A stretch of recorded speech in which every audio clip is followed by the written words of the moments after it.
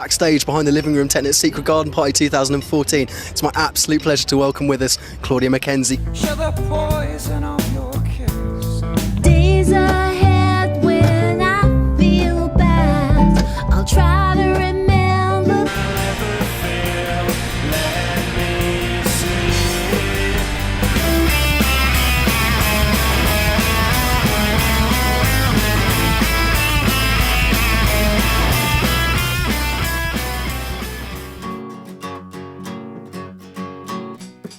My parents always had musical instruments around the house since I was very little, so I always got to dabble with things. But at some point, I decided being a guitarist was cool. And I just decided that guitar was going to be my thing. And I dabbled with the guitar for quite a long time. And then at some point, I started kind of being around bands. And also had this awareness that everybody else wanted to be a guitarist as well. And there's always kind of a bit of a funny joke that the bass player always ends up being the least assertive guitarist in the band. So I started playing bass for various people, and you don't often get bass players out of work. Let's say everybody needs a bass player, but nobody wants to be a bass player. So what I found is that when I was playing with other bands, they just tell me when to turn up. It's like, learn these songs, here's the gig, turn up. So I didn't, and I got to play with about I'd play with like 6 or 7 bands at a time, because all I had to do was just learn stuff and turn up. And at some point, I kind of wanted a bit more control. And so I got into songwriting. Bass playing, I mean, I don't consider myself massively technical. I think luckily for the music that I listen to, it's never been massively necessary.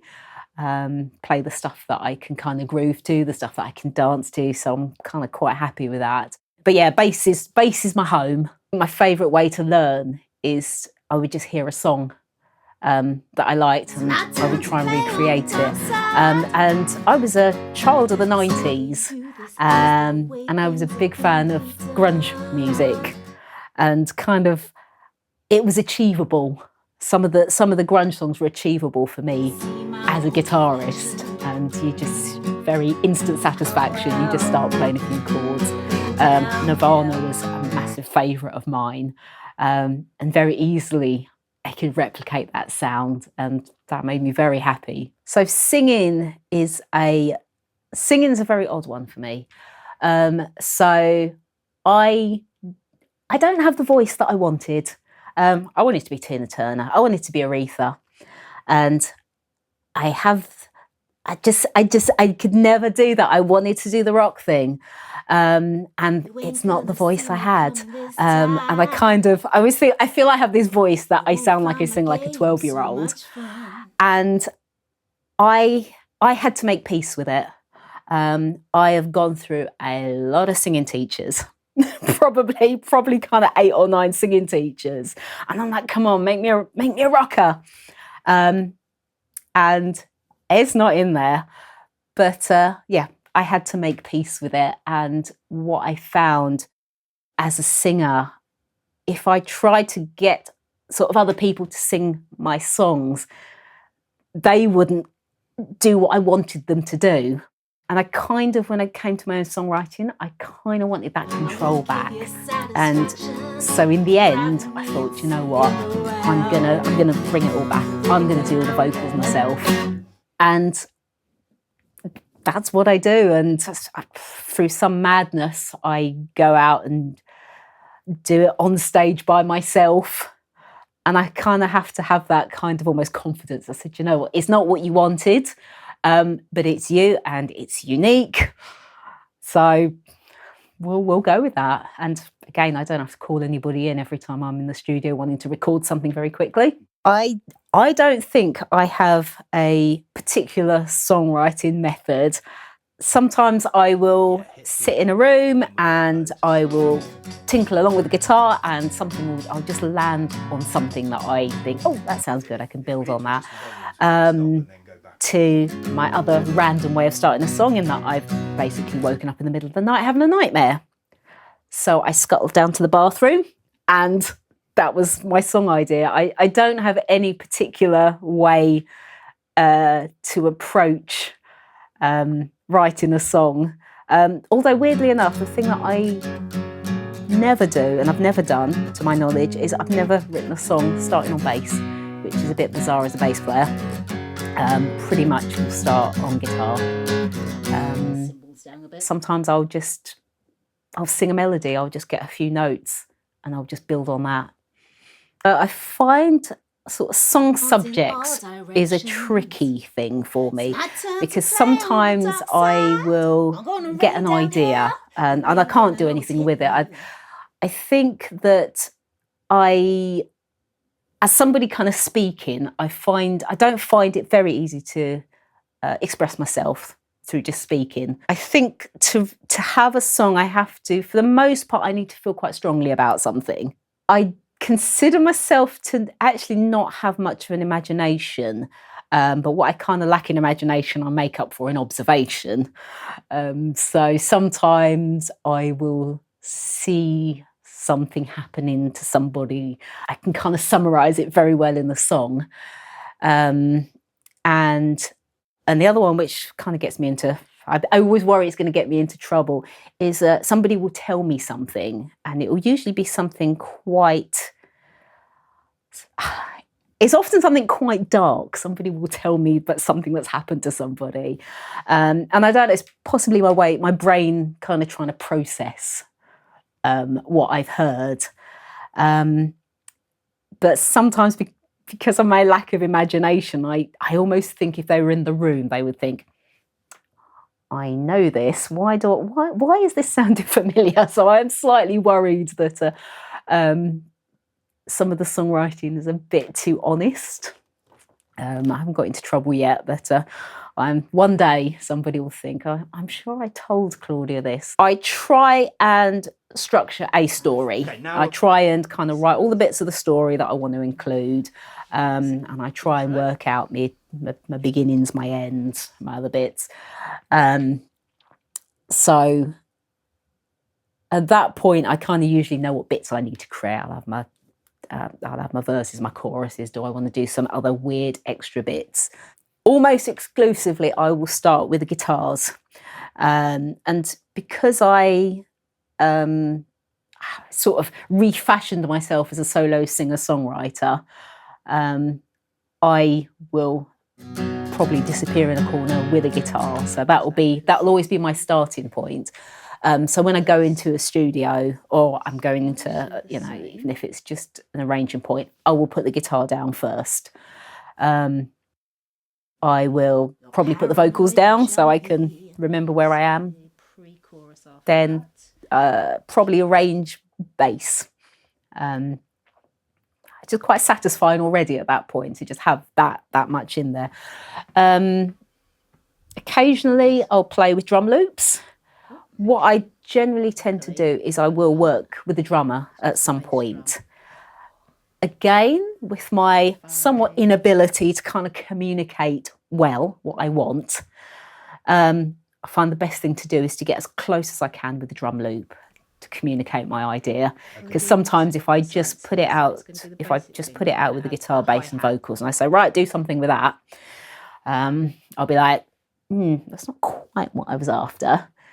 I wasted a few sessions, kind of when I've got the drums back, thinking, sure, I was going for a disco track, but yeah.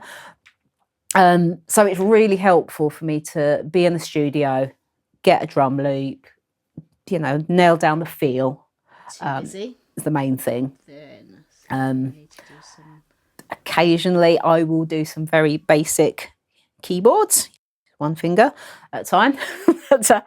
Very fortunate that my other half is a very talented keyboard player and a piano player. So sometimes I'll kind of drag him in to kind of put those things down. Again, probably with a lack of imagination, I find it very hard to arrange in my head. I have to put everything has to be out, and I need to hear it. I need to be able to pick stuff up and move it around. Nice. And I need to experiment. I know some people can kind of just, they'll just write symphonies in their head. They know exactly where everything's going to go. Not me, not by a long shot. So I have to do kind of that slow journey, and I have to hear it all. What was really useful about the exercise we did is there was some sort of pre-programmed drum patterns, and it's just a case of saying, well, actually that sounds a bit busy, so I'm going to remove that one, and then we're going to see what it sounds like. But as far as going in and programming something from scratch, that's something that I'm not going to be very good at, and something that I'm also not massively interested in doing. It's, I kind of, I need it's the speed, it's the workflow. I need to just get on with it. But if I have to, I will be programming drums for a week before I can get on with anything else. I was really lucky when it came to studio experience. So the school that I was in, and we are talking 15 years old, it was a while ago, they had a studio, and I was always that child that kind of got bullied on the way home. So I used to just hang out in the studio until everybody had gone, and that sort of turned into my second home. Every night after school, we were allowed to be in the studio, and there was a reel-to-reel tape machine. This was an 8-track, I think, and we just wasn't writing songs. It was just that experience of just finding some cover versions and putting some drums down, putting some bass down. And I think even earlier than that we had, and I don't even know what the program is. I don't know, was there one called Notator or something like that? That again, you could kind of plan out and arrange things. So I got into it pretty early. I didn't really kind of go big on kind of developing my knowledge on it. I always kind of learnt enough to get by.